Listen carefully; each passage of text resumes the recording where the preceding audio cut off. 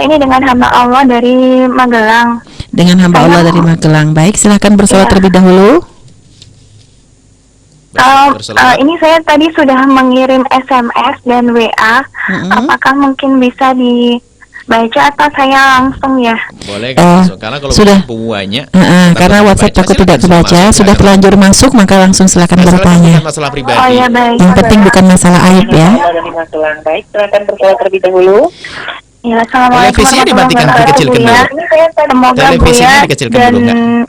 keluarga selalu dilindungi Allah dan diberikan kesehatan. Amin, amin, amin, amin. Buya, dulu saya sangat tidak mau menikah dengan suami saya yang sekarang, tetapi karena dia mengemis pada orang tua saya, menangis-nangis gitu, terus banyak berbuat baik kepada orang tua saya terus-menerus, saya akhirnya mau menikah dan mengajukan syarat.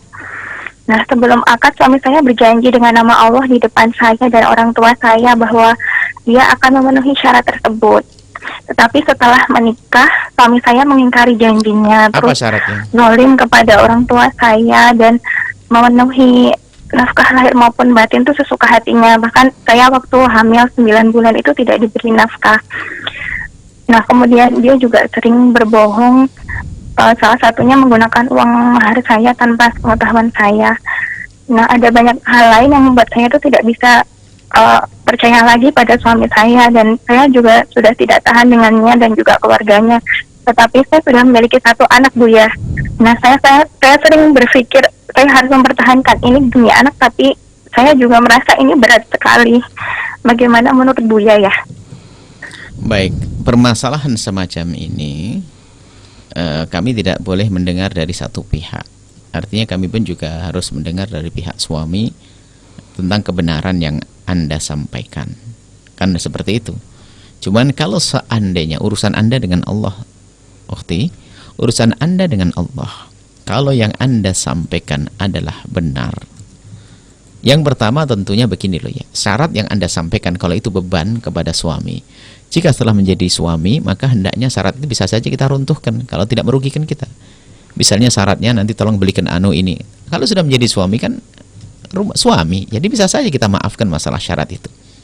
Jadi tentunya jangan menuntut tentang syarat-syarat jika itu urusan duniawi, urusan hal-hal yang sifatnya adalah kemaslahan untuk pribadi. Maka alangkah indahnya seorang istri yang memaafkan. Misalnya syaratnya tolong, makanya syaratnya tidak disebutkan tadi.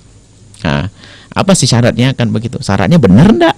Anda membuat syarat benar atau tidak? Kalau syaratnya adalah benar, misalnya kalau kamu menikahi saya, tapi nanti harus kamu membelikan rumah saya yang ini, karena setiap harus memberikan uang kepada ibu saya begini, maka setelah menikah bisa saja Anda memaafkan itu semua, karena itu tuntutan memberatkan kepada sang suami. Kalau permasalahan itu. Tapi kalau permasalahan yang lain, dia tidak beri nafkah 9 bulan, Anda hamil 9 bulan tidak beri nafkah, itu laki-laki gila. Kecuali karena dia fakir, Anda harus maafkan dia. Kalau dia fakir tidak punya apa-apa, Anda maafkan dia. Itu istimewa bagi Anda. Zalim kepada orang tua. Tapi zalim kepada orang tua Anda. Kalau memang dia adalah seorang laki-laki yang bisa bekerja dan bisa beri nafkah, cuman dia lebih senang main-main, padahal punya istri hamil, kemudian kurang ajar lah.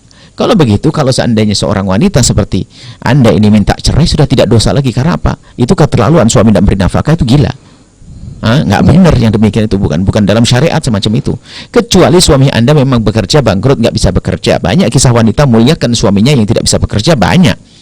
Tapi kalau kasusnya karena dia zalim, ada rizki tapi tidak memberikan pada Anda, kemudian perilakunya, wataknya zalim segala macam, maka jika benar, kami sampaikan, jika benar apa yang Anda sampaikan, maka ketahuilah Anda minta cerai pun sudah boleh. Alasan Anda mempertahankan anak Anda ini berpikir yang benar. Maka dari sini saya curiga, apakah betul omongan Anda? Kalau Anda mengatakan demi anak, memangnya beri nafkah? Ya kalau tidak beri nafkah kan sama aja, di saat Anda berpisah, dia tidak beri nafkah juga. Ya. Apakah betul dia tidak beri nafkah? Kenapa Anda takut urusan anak? Ini loh, makanya hal semacam ini kita harus mendengar dari suami. Kalau urusan anak pun dia juga tidak beri nafkah, loh kenapa Anda pusing? Anda insya Allah Anda akan berpisah dengan mencari, nanti kelak akan datang laki-laki yang baik, yang mulia, yang bisa muliakan Anda. Tapi ingat catatan lain lagi. Di saat Anda menjanda, itu tidak gampang. Setan semakin gede. Karena mohon maaf, Anda seorang wanita yang sudah pernah menikah. Akhirnya tahu keindahan kemesraan dalam pernikahan. Di saat menjanda, kadang setan berbisik. Sehingga na'udzubillah, alangkah banyaknya orang setelah menjanda terjerumus dalam kehinaan zina. Oh, Maka Anda harus waspada berkomunikasi dengan kaum laki-laki. Bisanya hanya menikah saja, kalau komunikasi waspada. Kenapa? Apalagi saat ini Anda punya permasalahan dengan suami, sehingga mohon maaf yang namanya syahwat mungkin jarang bangkit dan sebagainya. Sehingga di saat terlepas dari suami yang zalim, kadang-kadang itulah saat setan mulai berbicara. Syahwat, tiba-tiba melihat laki-laki semuanya tampan, mempesonakan dan sebagainya. Maka ingat, jika harus mengambil langkah cerai, harus waspada. Anda harus yakinkan diri Anda bahwasanya Anda akan selamat tidak masuk wilayah perzinahan atau muqaddimah zina. Anda pikirkan sendiri, saya tidak tahu sesungguhnya seperti apa urusan Anda dengan Allah. Kami hanya menangkap dari omongan Anda, lalu kami sampaikan semacam ini. Semoga Allah menjaga semuanya. Harapan kami adalah suami sadar, tobat, menjadi baik kepada Anda, dan Anda menanamkan kembali, menyuburkan kembali kecintaan, atau menanamkan benih-benih cinta, kemudian setelah itu hidup bersama indah. Tapi kenyataannya kezaliman masih terus berjalan seperti yang Anda ceritakan. Kalaupun Anda minta cerai, sudah tidak dosa lagi. Tapi ingat, kalaupun bercerai, Anda harus yakin bahwasanya setelah itu Anda tidak akan terjerumus dalam kehinaan zina atau muqaddimah zina. Karena apa? Anda seorang wanita yang sudah pernah tahu urusan-urusan suami istri. Hati-hati, hati-hati, hati-hati. Semoga Allah menjaga semuanya. Allah a'lam bishawab. Masya Allah, baik Bu ya. Terima kasih atas jawabannya Bu ya. Dan tadi kepada hamba Allah yang bertanya, semoga bisa memahami yang Bu ya sampaikan ya. Baik, selanjutnya kita menjawab pertanyaan yang sudah bergabung melalui via SMS atau WhatsApp ya. Assalamualaikum warahmatullahi wabarakatuh. Waalaikumsalam Baik Bu ya.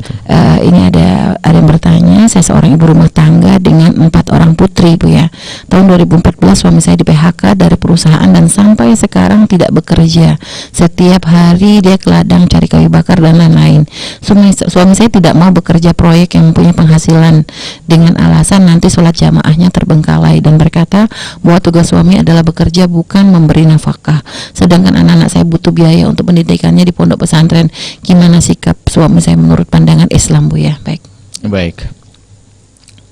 Dia memahami perkataan para ustadz, mungkin juga pernah dengar rombongan saya barangkali. Memang tugas suami adalah mencari nafkah. Kalau sudah mencari nafkah dengan maksimal, maka kekurangan dalam rumahnya dia tidak dosa.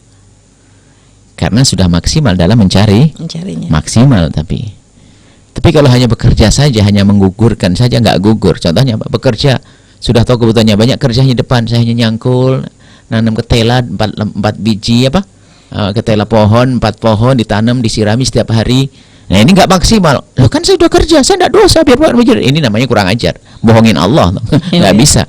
Maksudnya bekerja maksimal, harapannya untuk memenuhi nafkah istri dan anak-anaknya. Jika ternyata dalam berjalannya kok gagal, ada orang bangkrut, tidak panen dan sebagainya, tidak dosa yang demikian itu. Tapi kalau dari awal kerjanya nggak maksimal, haram, dosa dia. Suami Anda salah. Jadi memahami perkataan Ustadz itu, memang kami sering menyampaikan bahwasanya kewajiban seorang suami adalah mencari nafkah. Ya. Kalau ada kurang tidak dosa, asalkan mencarinya sudah maksimal. Ya. Kan rezeki dari Allah. Ada memang orang rezekinya kurang kan, maka di situ peran istri nanti. Kalau ternyata suami sudah bekerja maksimal, ternyata kok hasilnya tidak maksimal, maka disinilah surga bagi seorang istri berperan. Kadang suaminya tidak bakat jualan, tapi istrinya bahkan berdagang. Istrinya dia kayak, jadilah istri yang tawadhu, punya pahala yang berlipat, pahala nyenengkan suami, pahala anak, pahala nafkah. Oh hebat, itu peran istri, diberi kesempatan di sini. Seperti itu. Semoga Allah menjaga semuanya. Baik, subhanallah Bu ya. Akan tapi gimana sikap Bu ya ketika suami memang ya tidak mau ya dengan istri? Diajak diskusi, kemudian diajak berdagang bersama, diajari. Karena kadang orang tidak mengerti, apalagi orang yang biasa bekerja, mohon maaf, bekerja jadi pegawai. Ya, itu kadang-kadang kerjaannya monoton itu saja. Baik. Kerja. Misalnya kerja buat apa? Itu. Tapi di saat keluar dia nggak bisa bayangin bagaimana jualan teh, nggak ngerti, jadi nggak bisa. Jadi karena belum pengalaman, tinggal diajari saja, diajak diskusi yang baik, dan jangan sampai Anda berbicara dengan bahasa amarah, keluh kesah dan sebagainya. Karena apa? Memang dia tidak punya pengalaman bekerja. Setelah di PHK kan selama ini kan ada kerja, mohon maaf kan, ada kerja di pabrik pabrik teh misalnya, masukin ke botol, kita gitu kan, gitu. Jadi kerjaannya gini, suruh keluar, suruh nanam cocok, nggak bisa. Suruh ini bikin teh, bikin nggak bisa. Karena kerjaannya begitu saja, monoton. Karena nanti keluar benar-benar nggak bisa kerja. Ada orang semacam itu, padahal dia pegawai, pekerja. Di saat keluar nggak bisa kerja. Karena apa? Semuanya perlu keahlian juga, perlu bakat, perlu kemauan juga, dan perlu diajari oleh yang lain. Maka Anda diskusi yang baik dengan suami, diajak ngobrol yang benar. Cuman pemahaman dibenerin dulu. Jangan pemahaman yang penting saya bekerja kok bukan ngasih nafkah itu salah, dia sampaikan suami salah yang demikian itu. Kewajibannya adalah memberi nafkah. Asalkan kerja sudah maksimal, kalau nafkah nggak cukup tidak dosa. Ya, itu baik. yang harus dipahami. Baik, Suana, terima kasih Bu atas jawabannya dan